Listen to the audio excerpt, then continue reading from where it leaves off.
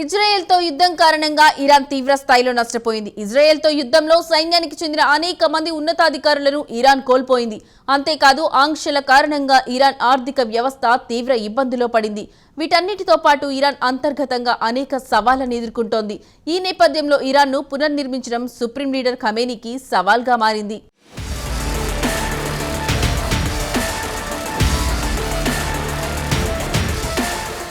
ఇజ్రాయెల్తో 12 రోజుల పాటు జరిగిన భీకర యుద్ధం ఇరాన్ను కోలుకోలేని విధంగా దెబ్బతీసింది.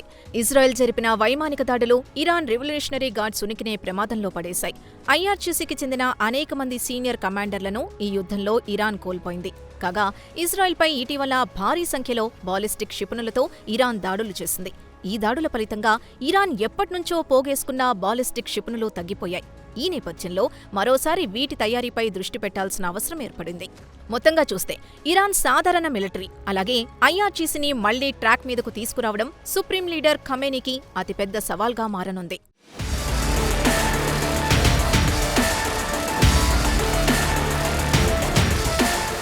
కాగా 12 రోజుల పాటు జరిగిన ఇజ్రాయెల్ దాడులు ఇరాన్ను భయంకర పరిస్థితుల్లోకి నెట్టివేశాయి.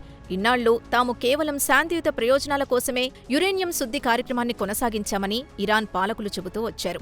అయితే ఇజ్రాయెల్ దాడులతో ఇరాన్ సామాన్య ప్రజలు కూడా అణ్వాయుధం తయారీ వైపు మొగ్గు చూపుతున్నారు.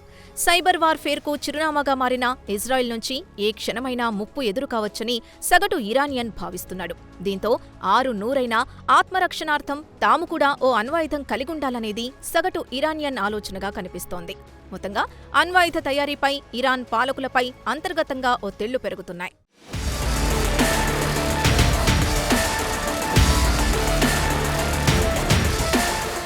అయితే ఇప్పటి పరిస్థితుల్లో ఇరాన్ అణుబాంబు తయారు చేసుకోవడం అంత సులభం కాదు.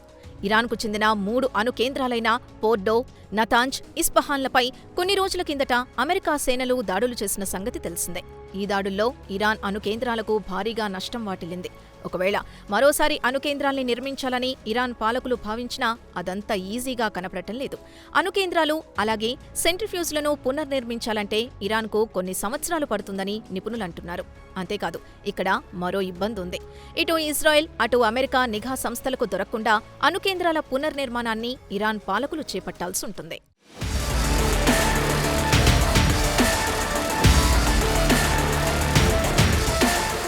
ఇరాన్ అంతర్గతంగా అనేక సవాళ్లు ఎదుర్కొంటోంది. ఇరాన్పై ఇప్పటికే అనేక అంతర్జాతీయ సంస్థల ఆంక్షలు అమల్లో ఉన్నాయి. ఈ ఆంక్షల కారణంగా ఇరాన్ ఆర్థిక వ్యవస్థ తీవ్ర ఒడిదుడుకులకు లోనైంది. దేశంలోని అనేక ప్రాంతాల్లో పవర్ గ్రిడ్లు తరచూ ఫెయిల్ అవుతున్నాయి. దీంతో దేశవ్యాప్తంగా విద్యుత్ సరఫరాలో ఇబ్బందులు ఎదురవుతున్నాయి. కాగా పారిశ్రామిక రంగంపై ఈ పవర్ గ్రిడ్ల ప్రభావం ఎక్కువగా కనిపిస్తోంది.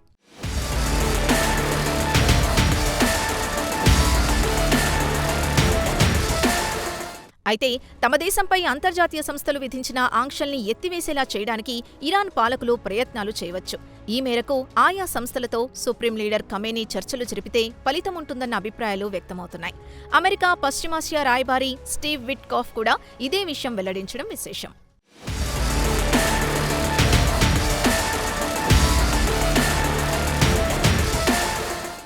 ఇజ్రాయెల్ యుద్ధం ఇరాన్ ఆర్థిక వ్యవస్థను తీవ్రంగా దెబ్బతీసింది. 12 రోజుల పాటు జరిగిన యుద్ధం కారణంగా ఇరాన్ స్టాక్ ఎక్స్చేంజ్ మూతపడింది. ఇరాన్ అధికారిక కరెన్సీ అయిన రియాల్ మార్కెట్లో ఢమాల్మన్నది. దీంతో కరెన్సీ ఎక్స్చేంజ్ దుకాణాలు మూతపడ్డాయి. ఇక్కడ ఒక విషయం ప్రస్తావించుకొని తీరాలి. 2015లో అనేక ప్రపంచ దేశాలతో ఇరాన్ అణొప్పందం కుదుర్చుకున్నప్పుడు డాలర్ విలువ 32,000 రియాల్స్గా ఉండేది.